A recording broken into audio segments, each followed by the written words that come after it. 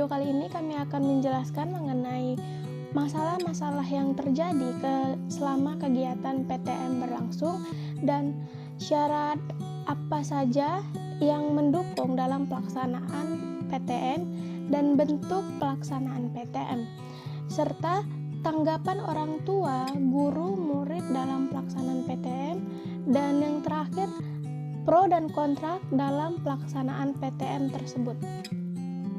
COVID-19 adalah penyakit jenis baru yang belum pernah diidentifikasi sebelumnya pada manusia. Penyakit ini pertama kali ditemukan pada Desember 2019 di Wuhan, ibu kota Provinsi Hubei, Cina, dan sejak saat itu menyebar secara global di Indonesia. Sudah banyak masyarakat yang terpapar virus ini, dan juga sudah berbagai upaya pencegahan penyebaran virus COVID-19 ini pun dilakukan oleh pemerintah Indonesia, khususnya pada sektor pendidikan. Pemerintah memberlakukan pembelajaran dari rumah atau BDR.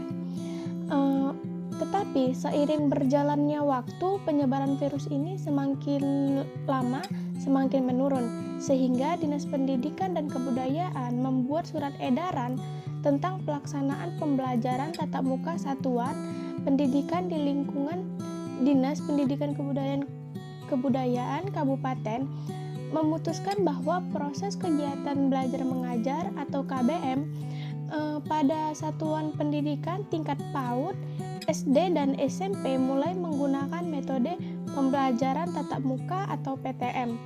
Baik, yang pertama saya akan menjelaskan mengenai masalah yang terjadi selama kegiatan PTM. Yang pertama itu ada motivasi belajar peserta didik. Motivasi belajar anak ini masih kurang karena mereka belajar dan mengerjakan tugas bergantung dengan tugas milik temannya. Peserta didik kurang usaha untuk mempelajari materi secara tuntas, hanya sekilas membuka dan membaca buku seperlunya saja. Dan yang kedua, karakter yang dimiliki peserta didik, di mana peserta didik memiliki karakter mau datang ke sekolah jika temannya juga datang, mengerjakan tugas sama persis atau hanya menyalin tugas dengan teman yang lain. Baru target siswa hanya menyelesaikan tugas, belajar bukan untuk mencapai kompetensi. Dan yang ketiga, situasi dan kondisi masa pandemi COVID-19. Pada situasi dan kondisi, komunikasi dan kolaborasi dengan peserta didik kurang luas dan terbatas waktu. Pertemuan tatap muka dibatasi dan dalam pengawasan yang ketat, terlebih-lebih setelah beberapa tenaga pendidik yang terkena COVID-19. Yang keempat, sarana dan prasarana menunjang belajar. Prasarana lab komputer di sekolah belum ada, sehingga belajar di sekolah pun anak masih menggunakan HP dan kuota sendiri. Sinyal yang ada di lingkungan sekolah juga tidak sama merespon dari semua provider.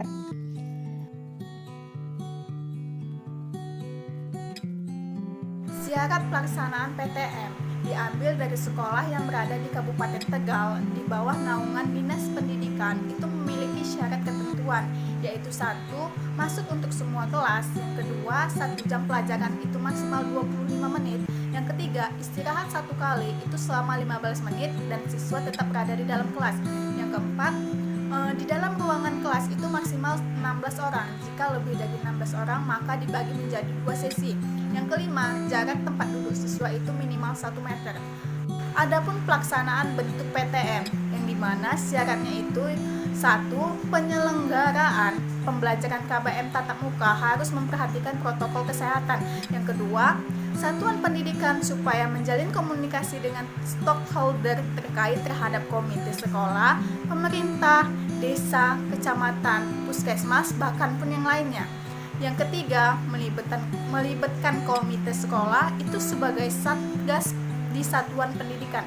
Yang keempat, apabila terjadi pelanggaran terhadap protokol kesehatan, jaknis SOP ataupun ada indikasi warga yang terpapar COVID-19, maka proses KBM akan dihentikan.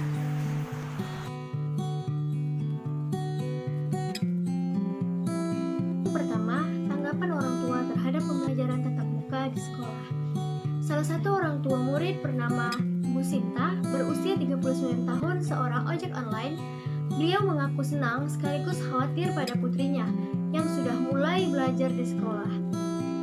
Ibu Sinta menuturkan ia bersedia mengantar jemput anaknya di sekolah agar sang anak tidak harus naik angkutan umum.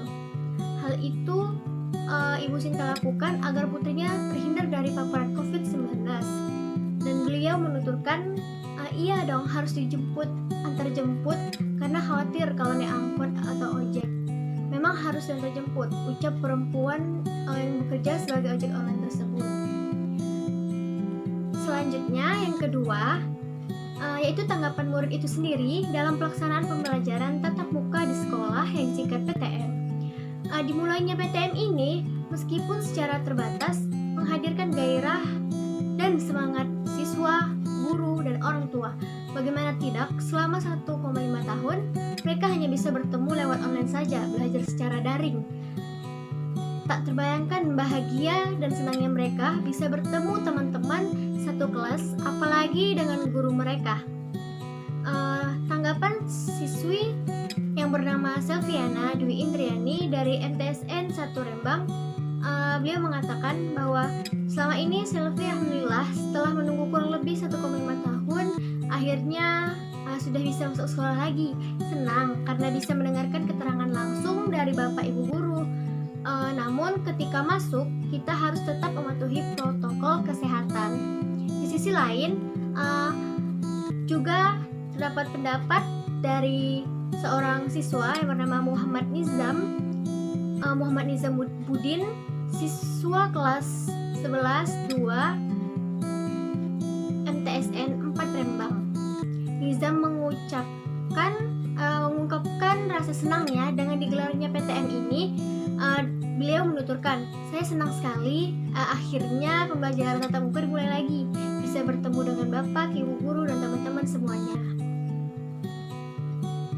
Tak hanya siswa, tanggapan guru dalam pelaksanaan pembelajaran tatap muka di sekolah pun juga turut memberikan ekspresi dan tanggapannya. Guru pun menyambut PTM ini dengan penuh semangat, seperti guru yang bernama Ibu Nurul Khatimah, guru MAN 2 Rembang, bersyukur PTM telah dilaksanakan meskipun secara terbatas. Beliau menuturkan, alhamdulillah PTM berjalan lancar dan anak-anak juga senang karena belajar dari hampir 1 tahun lebih. Ada kesan yang lain ketika kita berinteraksi dengan siswa secara langsung. Jadi pembelajaran melalui online dan secara langsung itu tentu terdapat banyak perbedaan ya. Tentunya ada kesan tersendiri karena sudah memasuki pembelajaran tatap muka ini. Selanjutnya, pembelajaran tatap muka berbasis terbatas pada saat ini memicu pro dan kontra, setuju dan tidak setuju, yang dimana seringkali masyarakat yang bekerja di sektor ataupun masih bisa bekerja dari rumah menganggap pembelajaran tatap muka ini sangat berpotensi dan tidak cocok dilakukan pada saat ini. Namun di lain sisi sepertinya orang tua siswa, mahasiswa dan guru menganggap pembelajaran tatap muka terbatas ini adalah jalan terbaik ataupun alternatif sebagai pencegahan dari pembelajaran yang sangat sulit dilakukan pada pembelajaran daring saat ini.